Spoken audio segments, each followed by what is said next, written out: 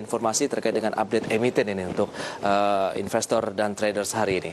Baik, pemirsa, dalam beberapa hari terakhir transaksi di Bursa Efek Indonesia, harga saham 4 emiten konstruksi plat merah longsor atau mengalami pelemahan yang cukup dalam di rentang 1,5 hingga 8%. Dan hal ini disebabkan emiten konstruksi BUMN diterpa oleh isu dugaan korupsi proyek fiktif dari PT Waskita Karya Tbk dengan kode sahamnya WSKT.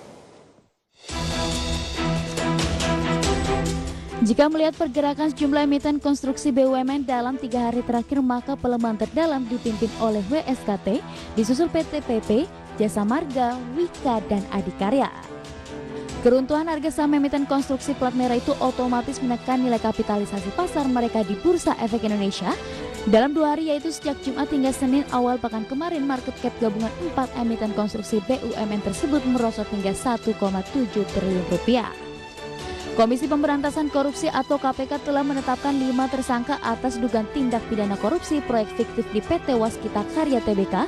Kelima tersangka diduga melakukan tindak pidana korupsi dengan menggarap proyek fiktif yang terjadi di Divisi 2 Waskita Karya antara tahun 2009 hingga 2015. Total kerugian yang timbul mencapai 202 miliar rupiah. Bukan hanya grup Waskita Karya, harga saham emiten konstruksi dan infrastruktur BUMN lainnya juga berguguran. Harga JSMR misalnya sempat menyusut 3,58 menuju Rp4.040 per saham pada penutupan Jumat pekan lalu. Bahkan dalam sepekan Jasa Marga telah turun 5,62%. Berbagai sumber IDX Channel. Ya, pemirsa, lantas bagaimana dengan prospek saham emiten konstruksi BUMN pasca diterpa isu dugaan korupsi proyek fiktif dari PT Waskita Karya Tbk ini? Ya, kami akan tampilkan 2 diantaranya dari sektor konstruksi dan infrastruktur yang juga terimbas begitu mengalami pelemahan. 2 emiten ini mengalami pelemahan yang cukup signifikan sejak akhir pekan lalu. Ya, kita akan cermati pertama dari PT Waskita Karya Tbk seperti yang bisa Anda saksikan di layar televisi Anda, di mana isu korupsi dari WSKT ini memicu saham konstruksi BUMN berguguran.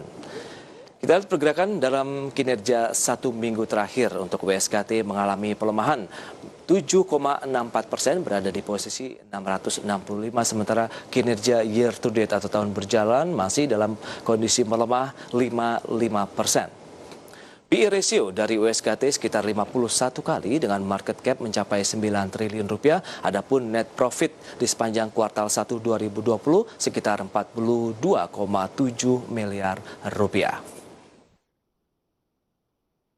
Ya, emiten update berikutnya kita akan cermati dari PT Jasa Marga Persero Tbk dengan kode saham JSMR, di mana isu korupsi WSKT itu juga memicu saham Jasa Marga ikut mengalami pelemahan. Kinerja dalam 1 minggu terakhir melemah hingga 5,62% di level 4.030, sementara kinerja year to date-nya minus 22%. PE ratio dari Jasa Marga sekitar 12,44 kali dengan market cap mencapai 29,25 triliun rupiah. Adapun net profit yang dicapai oleh perseroan di sepanjang kuartal 1 adalah 588 miliar rupiah. Baik pemirsa, kita akan lanjutkan kembali perbincangan bersama dengan Bapak Arya Santoso, pengamat pasar modal. Pak Arya. Ya. Kita akan lanjutkan informasi terkait dengan update dari emiten yang sudah disampaikan, begitu Waskita Karya, kemudian ada Jasa Marga. Waskita Karya kita akan ulas yang pertama. Bagaimana dengan isu-isu ataupun peristiwa yang menyelimutinya dalam perjalanan Waskita Karya? Ya, kondisi sekarang memang ada cukup ini ya, satu cerita yang cukup seru di masyarakat, bagaimana juga terkuak adanya proyek fiktif dan dugaan korupsi. Oleh karena itu menjadi sentimen jangka pendek yang menekan harga saham WSKT. Tetapi di sisi lain kita melihat bahwa dalam kondisi disetujuinya oleh DPR untuk pembayaran hutang ke Waskita yang hampir sebesar 6 triliun. Ini merupakan satu kondisi yang cukup baik untuk likuiditas WSKT.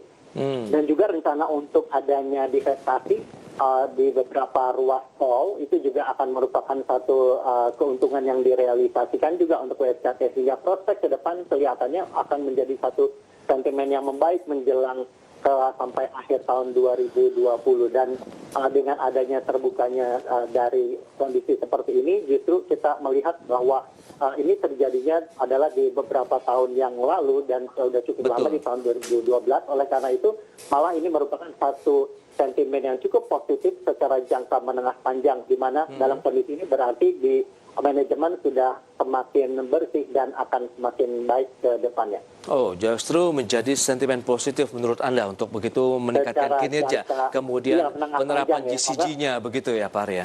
Ya, betul. Karena secara GCG membaik, di mana di jangka pendek ini menjadi sentimen yang kurang baik sementara dan bisa menjadi satu kesempatan untuk bisa akumulasi beli bagi para investor. Baik, kalau kita lihat kinerja 1 minggu masih melemah sekitar 7,6%-an, kemudian year to date-nya bahkan hingga 55%, justru menjadi peluang menurut Anda untuk masuk, atau Anda melihat secara umum dari sisi sektornya dulu sebaiknya memang tidak dulu untuk tahun ini, atau bagaimana Pak Arya?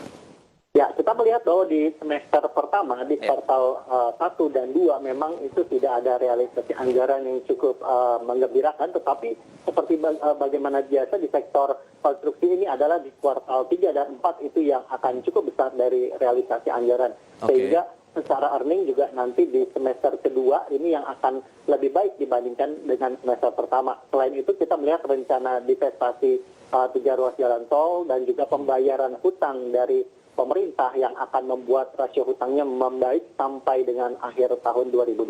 Baik, menarik ini analisis dari Pak Arya, justru melihat dari sisi positif aksi bersih-bersih dari perusahaan BUMN begitu ya, terkait dengan kasus. Dan kita lihat masih cukup murah ya, secara asset play kita melihat secara rasio price ke book value itu masih murah dan cukup terdiskon cukup banyak. Oke, memang fair value sendiri untuk UAS kita di level berapa sih dengan level-level saat ini di 665 closing kemarin? Apakah justru itu menjadi peluang untuk kita masukkah atau masih wait and see?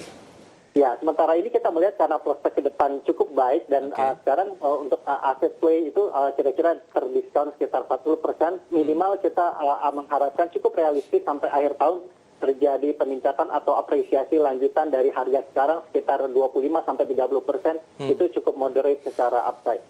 Baik, rekomendasi untuk UAS Kita Karya masih Anda posisi beli atau tidak? Ya, dengan kondisi sekarang bisa buy on weakness, bisa melakukan akumulasi beli untuk sampai dengan akhir tahun. Akhir tahun masih ada peluang kita masuk di UAS Kita Karya. Tadi Jasa Marga kita akan tunda dulu, kita akan jeda dulu sebentar Pak Arya, dan pemirsa kami akan segera kembali sesaat lagi.